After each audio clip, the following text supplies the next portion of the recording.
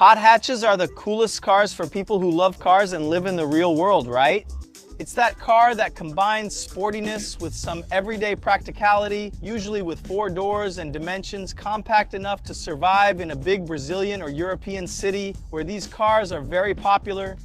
And BMW launched its 1 Series about 20 years ago, and honestly, we have to speak quietly so the BMW folks don't hear us too well.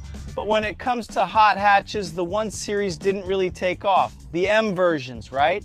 We had the M135 back in the 2000s, which was a 6-cylinder rear-wheel drive car, but it didn't really have that winning look.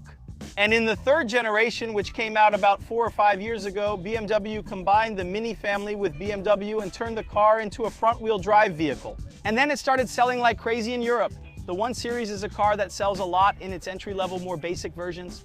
There was even a 1 Series with a 1.5 engine, 3 cylinders, right? 118 or 116, I don't remember. I'm from a time when the number that came after the model in BMW was the engine size. I'm old school. This car isn't a 3.5. In my time, an M135 would be a 3.5. But now, the facelift of this generation is arriving in Brazil. Look, which brings slimmer headlights, a face that's a little less like a bunny. I liked it. And it has the grille here with the illuminated signature in this blue shade. It looks really awesome.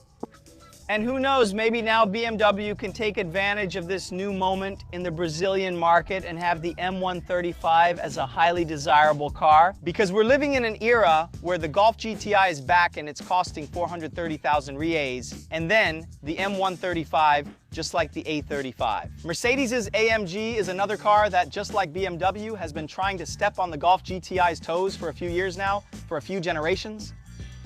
At least here in Brazil, they don't. Even in the United States, right, Volkswagen's GTI has been on Car and Driver's 10 Best for years. The Golf R2 and the M135 and A35 AMG don't generate the same level of desirability among enthusiasts. But here, BMW is offering, in Brazil, a pretty rational purchase, if you stop to think about it. Because a GTI with 220 horsepower and front-wheel drive is costing 430,000 reais. This guy here, with 317 horsepower all-wheel drive, 41 kilogram-meters of torque 0 to 100 in 4.9 seconds is yours for 459,950, the popular 460 grand. In other words, within the new hot hatch universe that exists in Brazil, and it's great that this segment has come back strong, this car has a pretty interesting value proposition. It also has an interesting look, especially in this Portimao blue, one of the coolest colors. I think it's the most iconic color for a more compact BMW sports car. For me, it's this deep blue. This unit here is kind of accessorized. This spoiler isn't original. Actually, it's an accessory that you can add. This M Performance side skirt here is also an accessory. But in all of them, you will have, yes, the quad exhaust here, showing that you're in a car that goes from 0 to 100 in under 5 seconds, the diamond cut wheels, the unique rims. Remember, it's an all-wheel drive car. That's a big difference. The little one here on the C-pillar is also part of this new facelift. I'm getting fingerprints all over the car here with my fingers. Several cool color options. I really like the purple one. It's a car that, let's say, stands out more in front of the club than a GTI, right? Especially here in Brazil, where people still care a lot about status. If you show up in a BMW, you'll draw more attention in most places than if you show up in a Volkswagen. Since we're talking about comparisons with the Golf GTI, they're inevitable, right? I think inside, you feel a little more special than in a GTI. The GTI is, yes, a very well-finished car, but here you have a bit more of that boldness, right? BMW's design nowadays is very bold, so actually, it's the same interior as the M235, right? Which is nothing more than this car with a little trunk, a bit of a rear end. It's just a little more special, let's say, right? The motorsport colors. Here, embroidered on the dashboard, the air vents have a pretty innovative design, right? You have a kind of joystick here to direct the air, the start button here, and the gear selector in this discreet little aluminum toggle. Very cool. Remember, it's a 7-speed dual clutch transmission, right? The Steptronic transmission in BMWs, the steering wheel is really thick, right? Very characteristic of the ZM. It's a car that, like I say, right? It nudges you, come on, let's speed up, let's speed up. The seats are also very sporty. They have this opening that the M puts here, kind of like it would be for a racing harness, but there should be 2, right? It really became an aesthetic element, and this little M here glows in the dark. It's really cool. I think that when it comes to the interior, it's not a super luxurious interior in terms of material quality, right? It's worth repeating this here. It's a mass market car in Europe. It's a mid-size hatchback, but compared to the GTI, it has a little more flair, right? In terms of design flavor.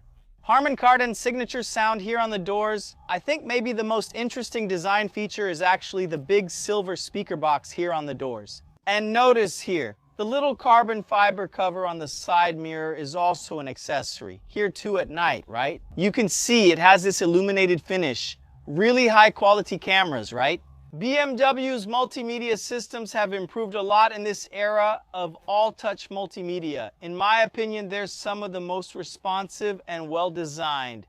The pedals suit the 7-speed transmission, and we have boost mode, right? Which is used for launch control, but I couldn't get it to work during the test drive. You'll see that in a moment.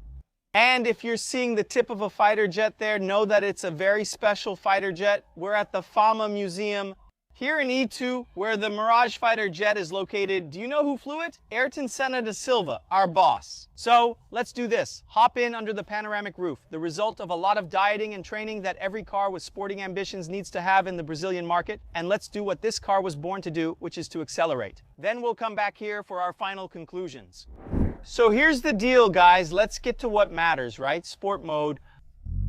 You can already hear that the engine sound, a bit artificial, is already filling our cabin, and I'm going to take advantage of this. Look. Power! Pum pops and bangs for us to enjoy the 317 horsepower 40K GFT. Let's see if it handles downshifts well. Boom, it does. There's no speed bump. Keep going. This is the Estradinha dos Romeros here. We're talking about an M235 without the sedan trunk, right? And when you drive the M235, your standards are way up there because you're talking about a BMW sedan, right? It immediately invites comparisons with the 3 Series. It's quick and the steering feels great. When you drive the hatch, it's the same car, but the psychology becomes completely different because then you're using as a benchmark the ultimate German hot hatch, which is the GTI. Especially because Volkswagen brought the GTI at a pretty crazy price to Brazil, which makes this M135 land right on top of the GTI in terms of price. Right, 460, 430, but here you have all-wheel drive, which has its pros and cons, right? It makes this car a bit heavy, right? A hot hatch weighing 1.5 tons or more is kind of unacceptable for guys from my generation. I was really into hot hatches, you know? I had an A3, I had a WRX, actually not a WRX, I had an Impreza GT, but it was a hatch too. Anyway, back then, a hot hatch was a 1,200 kilo car, right? Nowadays, with all the modern cars, they're heavier, but with all-wheel drive, you need that power to make up for the weight, to make it disappear, right? And the transmission? How is the dual clutch transmission in BMWs? Steptronic?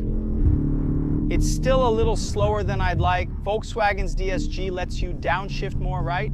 It accepts downshifts more, but I really like it. Both in the M135 and the M235, I think the big merit of these cars, when it comes to dynamic behavior, is the steering calibration, right?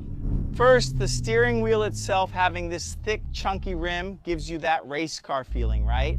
It also has the 0-degree mark here. Yeah, but it's very linear and quick, right? That's what makes driving a car like this on a road like this so rewarding. I'm going to do a quick Joselito move since there's no one behind. There's not enough time, it lacks launch control. Or if it does, something's missing. It's similar to that. In that way, it reminds me of Volkswagens. It's very conservative in first gear. It even feels like you're starting off in second, right? There's a launch control mode we won't figure out now. But anyway, getting back to the point, yeah, that feeling you get when you get out of the M235, like, wow, was that really a BMW M I drove? In the M135, you're like, wow, was that a BMW M I drove? It's a car that has the practicality of a mid-size hatch, right? With a pretty decent trunk, 380 liters. Look at how the steering wheel feels. You can really feel it here. It has more front end than the GTI, right? You get mainly, let's see if we can find a tighter, decreasing radius corner. When you ask for more, you can see there's still plenty of front end to deliver, see? Whoa! Whoa. Tanaro is taking a deep breath here next to me. All right, let's ease off here now. I liked it. I think it's an excellent daily companion for the main purpose of a compact hatchback, which is just that, right? It's not about being super sporty, it's about being a daily driver, practical, but with... Notice how you can really feel it now? It even gave 3 clear cues and a slight weight shift to the rear. The rear helps the car turn the corner right. It would really be cool to have the chance to try this car on a racetrack. The rear end seemed even livelier to me, which is the one from the M235. The wheelbase here is 2.67. I think it must be the same, right? Or wow. The gearbox could be a little more, it's Joselito there when downshifting. But that's it, it's that car that's gonna be a great companion for daily use here, for the highway, for the city. Inside a big Brazilian metropolis with compact dimensions, right? But when you hit a mountain road on your way to a big Sunday lunch, it's gonna give you that roar, those pops and bangs, that sharp steering, that suspension that doesn't roll. It's gonna put a smile on your face. It's gonna nudge you in the ribs. Let's speed up, let's speed up. So before Panaro, who's married to a woman from the South and knows exactly the term I'm about to use, before Panaro makes a mess here next to me, let's get to the final conclusions. Look right here in second gear. Final conclusions. First, if you're interested in hot hatches, congratulations. You're someone who likes and understands cars. You're part of a small niche in the Brazilian market, but it's definitely a very important one, and I'm part of it too. That's cool. Give me a hug. We're in the same niche. As a family man with a small child and a big dog, unfortunately, I don't have any hot hatches in my life at the moment. But I, as a young man before having a child, had a lot of hot hatches. Like I said, it's a car that, if you open up that spider chart for a car enthusiast, it's a car that performs and has some practicality, some rationality for daily life in a city, for someone who lives in a big city like São Paulo. And this here is a really good recipe. A hot hatch also needs to be what? Good looking.